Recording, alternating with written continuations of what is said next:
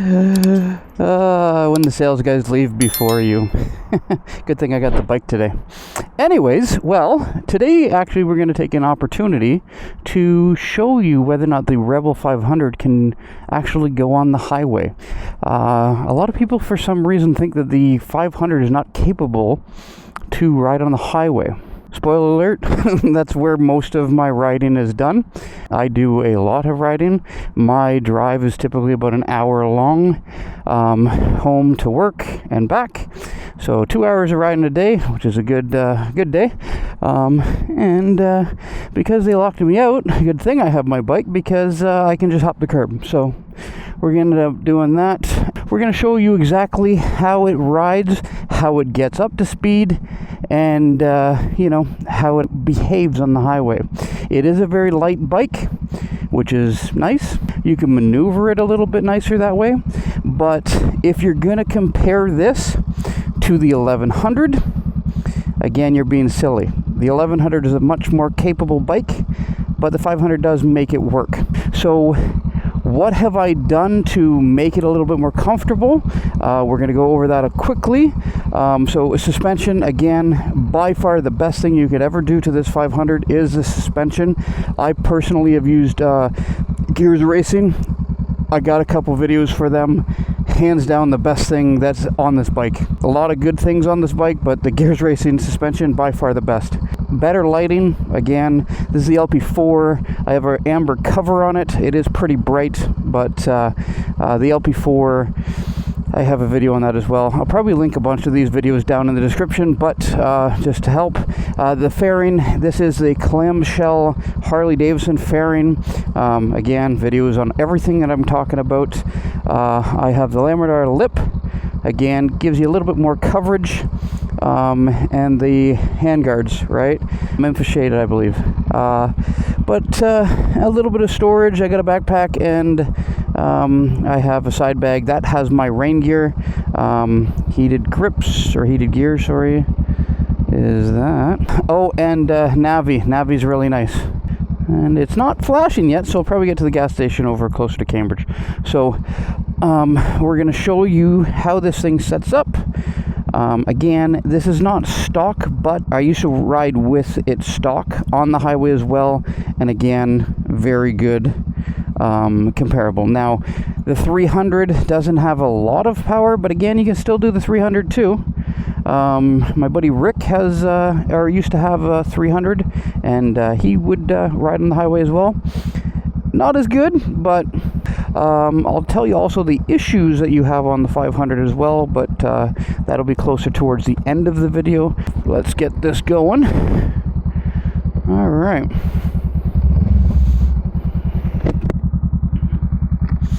Nice and warm.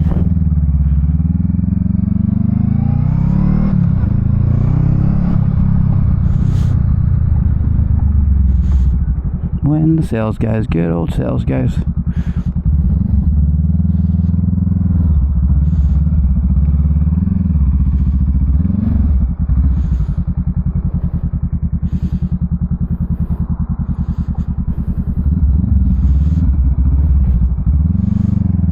Alright, there we go. And off we go.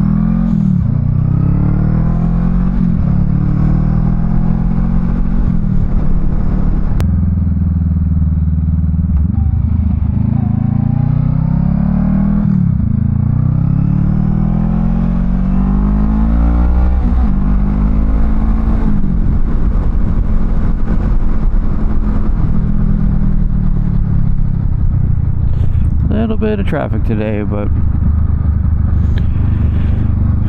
lane positioning is also pretty key, and it's very important on the highway. So again, if you're not comfortable, like look at this guy, he's over the lane, move out of the way for a bit. But it is very important for you to know your lane position, and you want to make sure that you stay visual. So I typically like going the speed of traffic or a little bit more. Some people like to go in the slow lane. I personally don't like the slow lane unless I'm riding with a group of people, just because it does kind of leave you a sitting duck. And a lot of trucks are up that way. So a light bike like this, it's pretty easy to go by and have no problems. But if somebody passes you, especially a transport truck, you can feel that. Like, this guy's making his own lane. There we go. Look at you. Good job. There.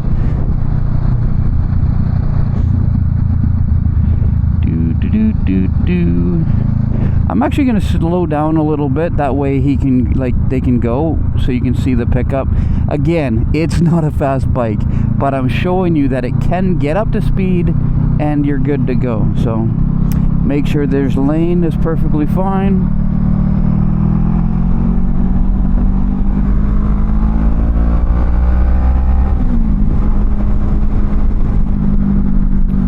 And like, I was already going highway speed there, and of course you're in the slow lane, so you're gonna come over here and everybody's slamming on the brakes.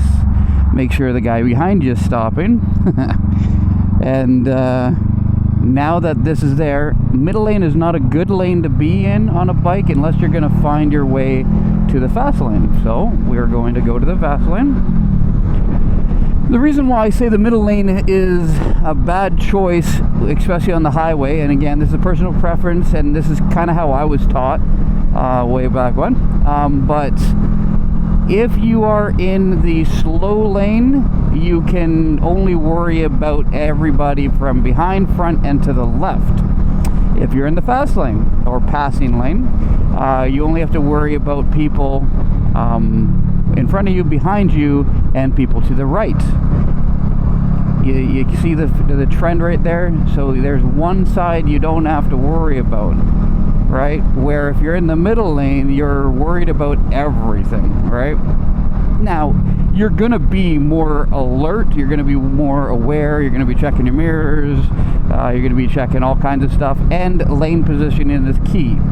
Again, if I'm in this side lane, right, so the right hand side of this lane, I am holding my lane so people can't come in. Now, if somebody's turning into my lane, I have an exit. I can go left, right? Or I can accelerate or slow down, obviously. But it's about riding defensively, right? Just in case somebody decides not to see you or some of that, you want your exit point. You don't want to be riding up against this person in front of you. You want to be able to have the stop, right? You want to be able to have your exit lanes open through. And of course, everybody's slamming on their brakes. Again, watch the guy behind me. He's stopping.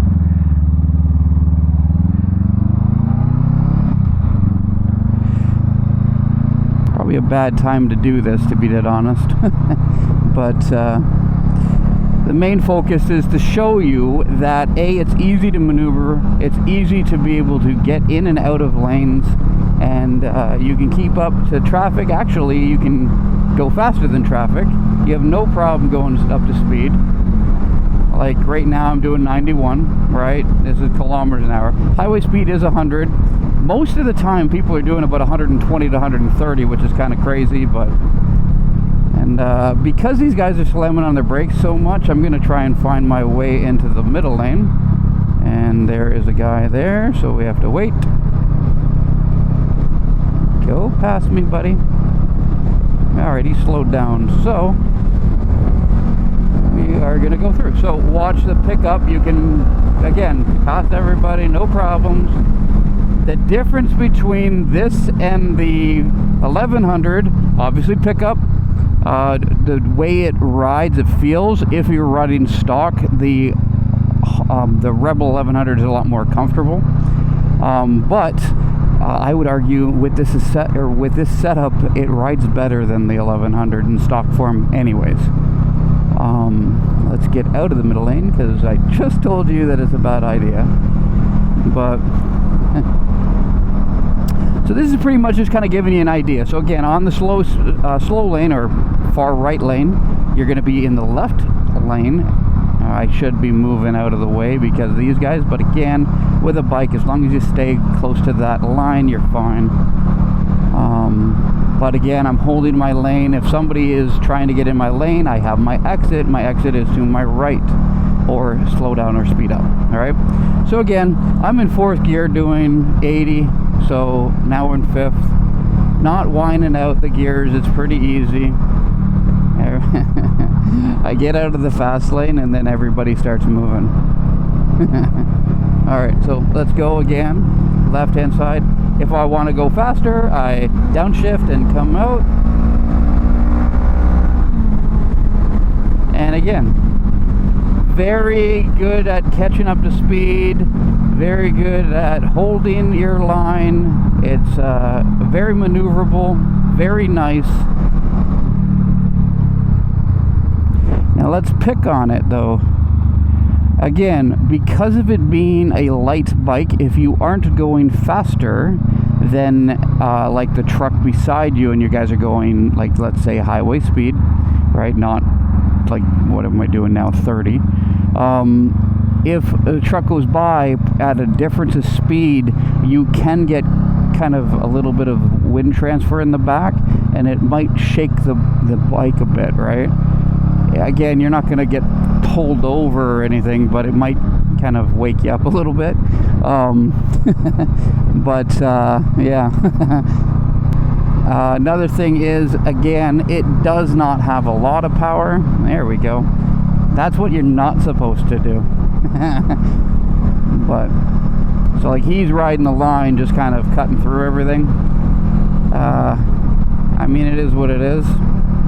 Again, the 1100 kind of gets you out of the way a lot faster.